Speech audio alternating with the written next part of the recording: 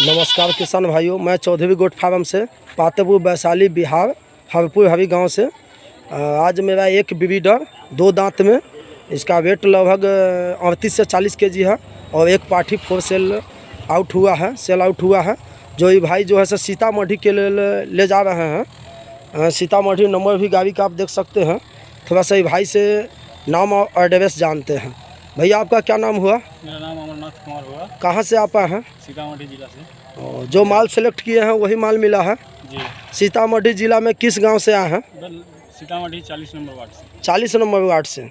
जो चीज़ आपको पसंद हुआ, जो ब्रीडर वही मिला है? जी। किसी प्रकार की कोई दिक्कत आपके साथ? जी, कोई दिक्कत नहीं। ठीक, धन्यवाद।